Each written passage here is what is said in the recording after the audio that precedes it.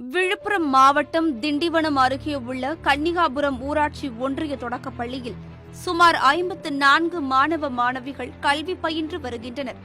ஆனால் அப்பள்ளியில் பயிலும் அனைவருக்கும் ஒரே ஒரு வகுப்பறை மட்டும்தான் உள்ளது.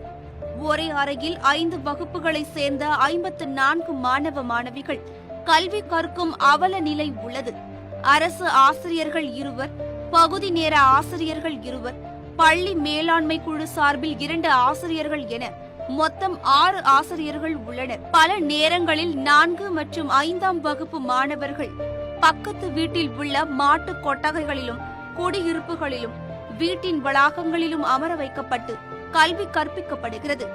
கட்டடங்களை தவிர்த்து திறந்த வெளியில் சமையற்கூடம், குடிக்க குடிநீர் இல்லை, மாணவர்களுக்கு கழிப்பிடமோ விளையாட்டு மைதானமோ என எந்த அடிப்படை வசதியும் இல்லை.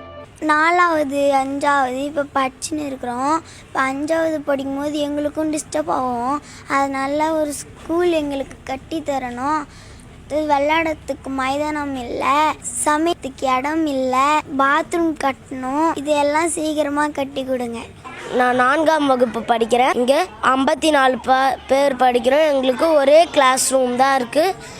அதனால் 3வது தங்கச்சி 5வது அண்ணா அக்காலாம் படிக்கும் போது எங்களுக்கு படிப்பில் கான்சன்ட்ரேஷனே இல்லை.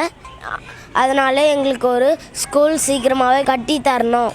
பள்ளிக்கு கூடுதல் கட்டடம் கட்டித்தர கோரி எத்தனை முறை மனு அளித்தாலும் இதுவரை எந்த நடவடிக்கையும் இல்லை என பொதுமக்கள் வேதனை தெரிவிக்கின்றனர். அரசு பள்ளியில் மாணவர் சேர்க்கையை அதிகரிக்க கோரி ஆசிரியர்களை அறிவுறுத்தும் தமிழக அரசு இதுபோன்ற கட்டமைப்புகளை உருவாக்காமல் அதை சாத்தியப்படுத்த முடியாது என புரிந்து கொள்ள வேண்டும்.